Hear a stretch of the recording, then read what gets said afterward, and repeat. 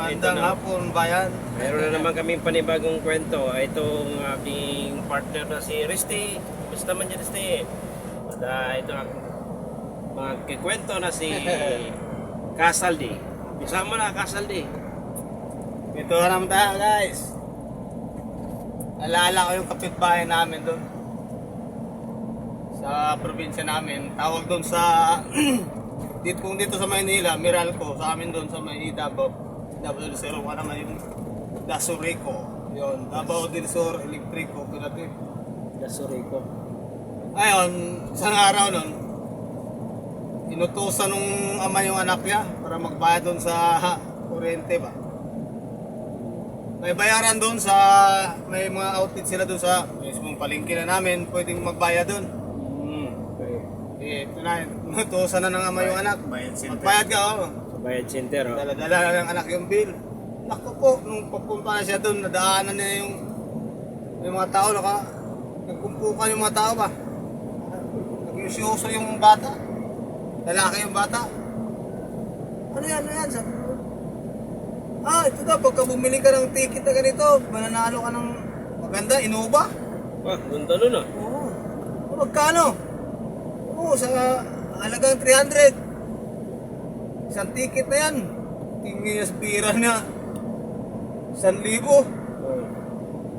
Sabi niya, gusto ko talaga yung Innova na yan. Pampaya na kuryente, naputulan sila eh. Di ba, alin na maputulan, pipili ko to. Binili niya ng ticket, 3. 100 lang natira. Piyansa na siya, sabi niya tatay niya, nabayaran mo? Nabayaran po. Sabi niya gano'n. Wow, galang pang walang yan. Saan ang resibo? Binigay niya yung ticket. Bugbog, sarado kayo yung bata. Walang iyak ang bata ka.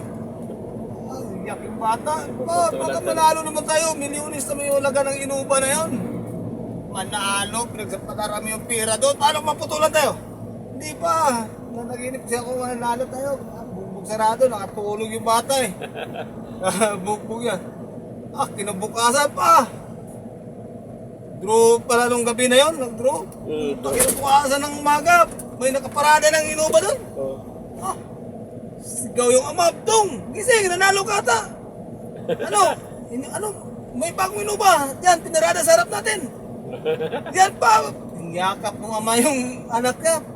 Pagbaba, naku po, yung pala taga-putol ng kuryente sa mga sa Innova. Nanalo naman na, sir, kami yung taga-putol ng kuryente, di kayo nagbayad eh. Wala na pamalo, bukbuk na naman ako. Inabihan kita. Naka-disconnection pala yung kayo ng Innova na yun. Inabihan kita. Tuwag-tuwa eh. Kaya nagising doon, nanalo ka. Nanalo.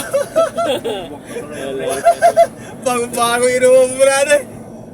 Takbuha sila doon eh. Ito, yung napanalunan na ko. Hindi sir, nagkaputo kami ng kuryente, di kaya nagbayad. Nahali, bugbog ko yan. Kumamata ka. Nako po. Ay, nako.